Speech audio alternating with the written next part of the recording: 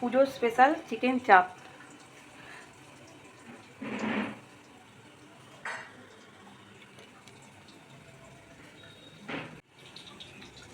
Chicken চাপ বানাতে গেলে একটা আগে মশলা তৈরি করে নেবো। কাজু, কিশমিশ, শুকনো লঙ্কা, তেজপাতা, গোটা গরম মশলা, জয়ত্রী, স্টার, বড় এলাচ, কাবাব চিনি, গোলমরিচ, চালমগজ সব দিয়ে আর ভাজা পেঁয়াজ দিয়ে ভালো করে পেস্ট বানিয়ে নিতে হবে।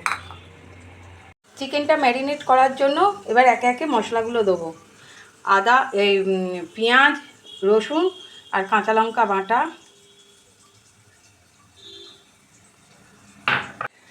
টমেটো বাটা,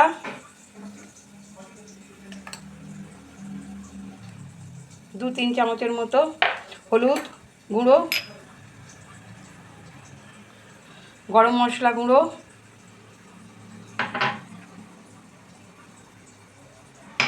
ছাতু, এখানে ছাতুটা ভেজে রেখে দিয়েছি, ছাতুটা মাখাতে হবে, দিতে হবে 1 চামচ। কাশ্মীরি লঙ্কা গুঁড়ো রং হওয়ার জন্য আগে কাঁচা লঙ্কা দিয়ে দিয়েছি। এখানে আদা, জিরে, ধনে, গোলমরিচ আর মৌরি বেটে রেখেছি, সেটা দিয়ে দেব পুরোটাই। আর দিয়ে দেব এখানে একটা তেজপাতা আছে, গোটা গরম মশলা আছে, কাবাব চিনি আছে, আর আছে গোলমরিচ, সব গোটা একসঙ্গে দিয়ে দেব। দিয়ে সর্ষের তেল দেব সামান্য, দিয়ে টক দই দেবো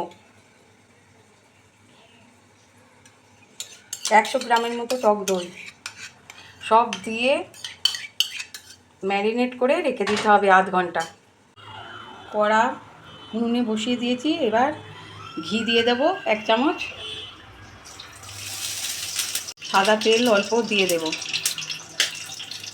দিয়ে পেঁয়াজ কুচি ছেড়ে দেব, তার সাথে দিয়ে দেব শুকনো লঙ্কা আর তেজপাতা, দিয়ে নাড়তে হবে। কালার হওয়ার জন্য অল্প একটু চিনি দিয়ে দেব, ভাজার সময় চিনিটা দিতে লাগবে।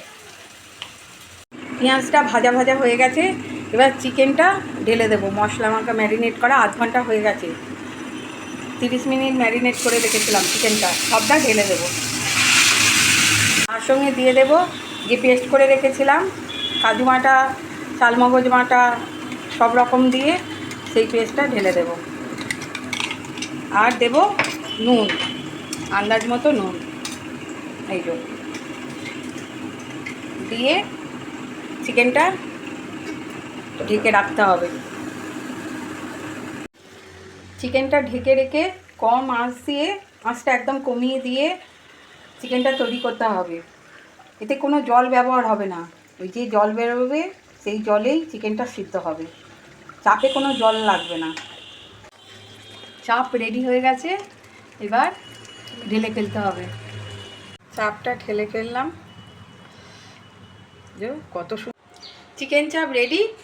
আপনারা বাড়িতে সহজেই বানিয়ে নিতে পারবেন এই রকম পদ্ধতিতে চিকেন চাপ।